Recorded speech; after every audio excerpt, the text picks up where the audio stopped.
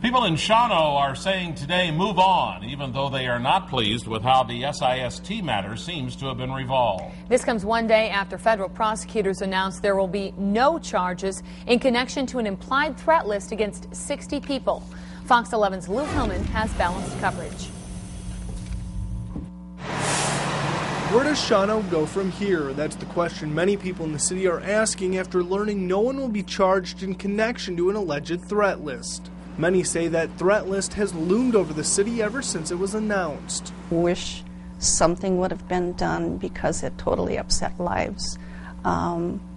Those were my friends that were on the hit list. The federal government investigated. There's not a basis for criminal action, and it should be left at that. Last November, Shawano law enforcement officials said the threat was connected to a secretive sect known as the Samantha Roy Institute of Science and Technology, or SIST. At the time, the group claimed the list was made up by city officials to run them out of town. City officials, scared by the thought of being exposed, rushed to start a scandalous security alert propaganda campaign against SIST by creating a hit list to rouse, inflame, and terrorize the public to bring about our demise. City officials call the claims ridiculous. SIST has been at odds with city and county officials for a number of years. The disagreements stem mainly from the organization's business operations. SIST has hundreds of thousands of dollars in unpaid taxes. The group also owns a number of downtown properties that sit vacant.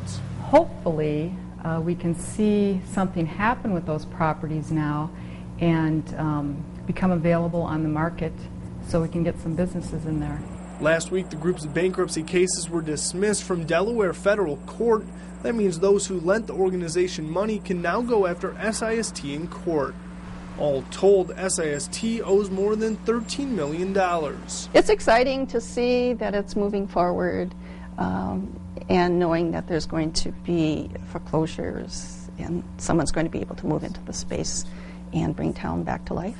The group, however, has said it will fight to stay in business. SIST's attorney declined to comment for this story. Now, many of those named on the implied threat list say they're angry that no charges are being filed. They've been told the FBI is planning to meet with them at some point to update them on the investigation, but some say they have doubts about how seriously investigators took the threat. If it took them a year to investigate, and it takes somebody less than 5 days to say that their year's job is zero, I think something's wrong. And I personally think that they never investigated. Who did they question up here? Who did they talk to up here? Any of the people that were on the list? Not that I know of.